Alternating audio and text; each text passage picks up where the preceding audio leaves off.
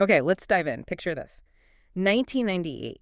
And suddenly this relatively unknown startup, Valve Software, they release a game. And not just any game. No, exactly.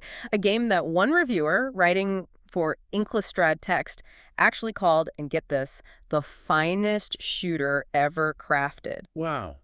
Bold claim for 98. Right. That game was, of course, Half-Life. And, you know, it's worth asking why.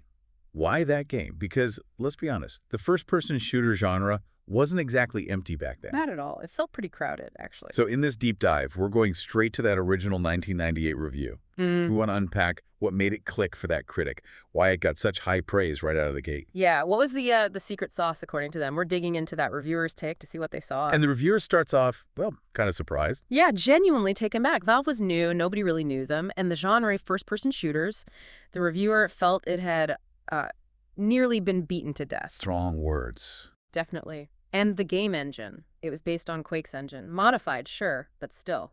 Quake. So the basics were familiar. Guns, running around, shooting things, jumping. Yeah. Standard stuff, right? Pretty much. On the surface, nothing seemed like it was going to completely change the game.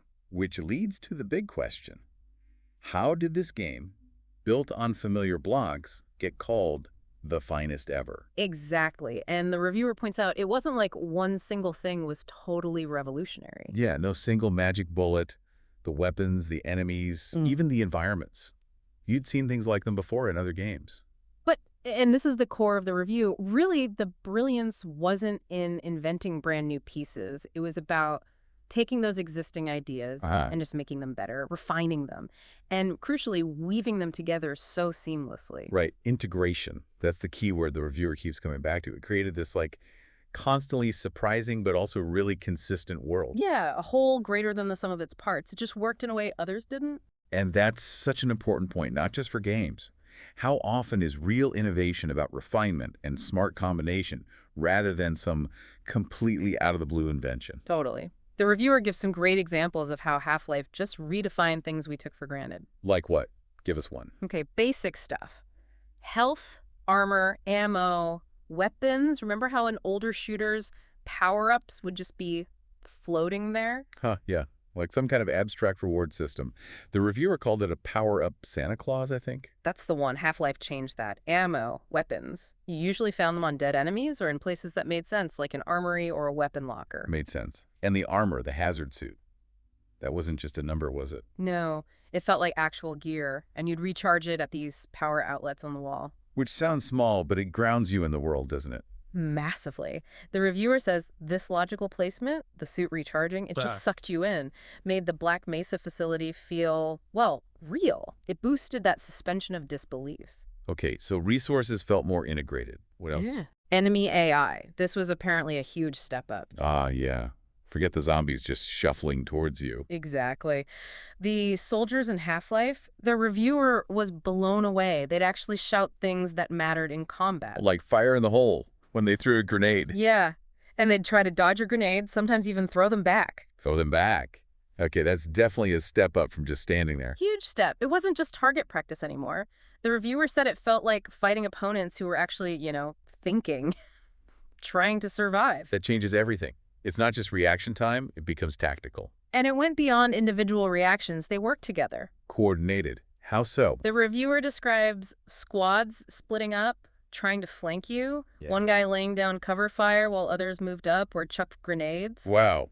Okay, so real squad tactics, basically. Pretty much. It made encounters feel so much more dynamic and, frankly, dangerous. Not just mindless monsters coming at you. The reviewer really hammers this point home, that the AI made the combat feel alive.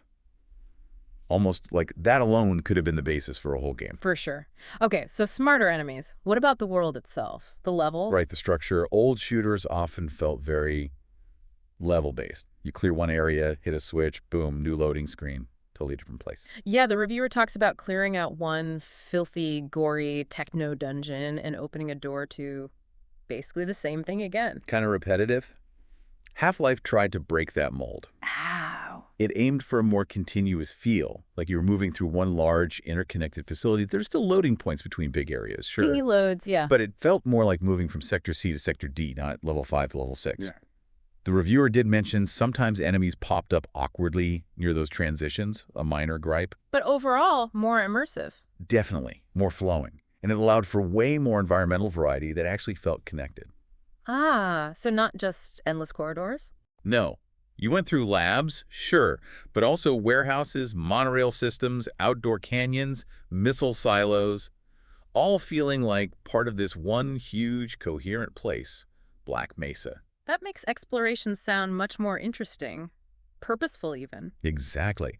The reviewer notes how, in many games back then, you'd kind of see all the tricks halfway through, but Half-Life kept throwing new things at you, new sights, new sounds. Building that atmosphere. Totally. Constant surprises, hand-scripted events that kept you on edge.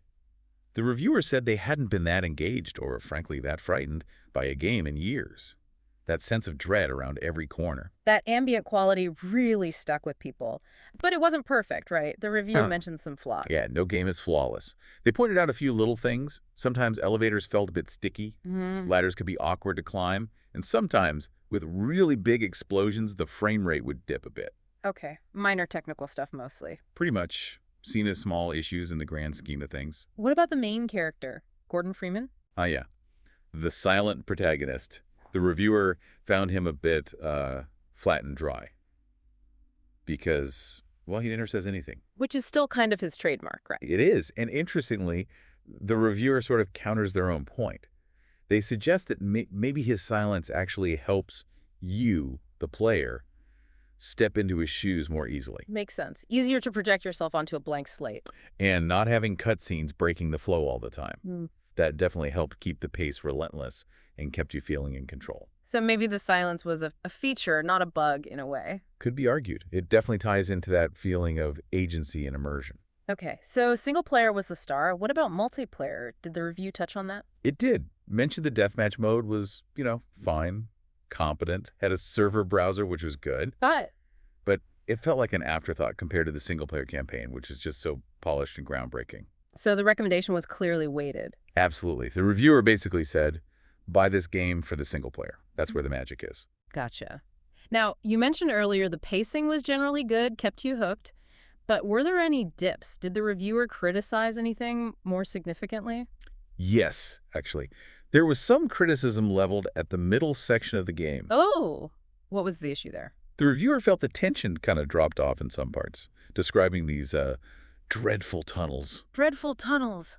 Doesn't sound good. Apparently, they were filled with what the reviewer called jumping puzzles, switch hunts, and all the tedium of a dozen other games.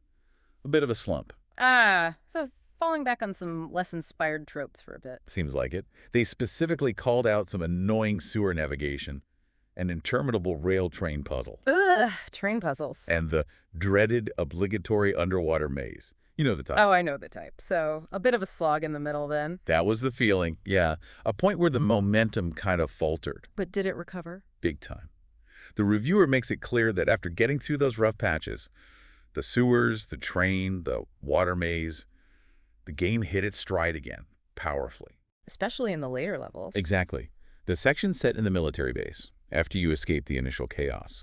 The reviewer absolutely raved about these. What did they say? Went so far as to call them some of the greatest single-player levels ever made. High praise after that mid-game criticism. Wow, so it really stepped the landing. It absolutely did, according to this review. So wrapping it all up, what this 1998 perspective shows us is a game that became legendary not by inventing one single killer app feature. Right, no single gimmick. But through this really smart, comprehensive approach, taking existing ideas, refining them meticulously, and weaving them together into something more immersive, more challenging, more surprising, especially for a single-player experience. It really was about that total package, the sum being greater than its parts. Precisely. So the thought to leave you with, maybe, is thinking about that principle. How often do we see that elsewhere, not just in games, but, in technology, design, maybe even teamwork? Yeah, where those small, interconnected improvements, that careful integration and attention to detail, how often does that lead to something that feels truly groundbreaking, even if the individual pieces aren't brand new? Something to chew on. That power of iteration and refinement creating something really impactful.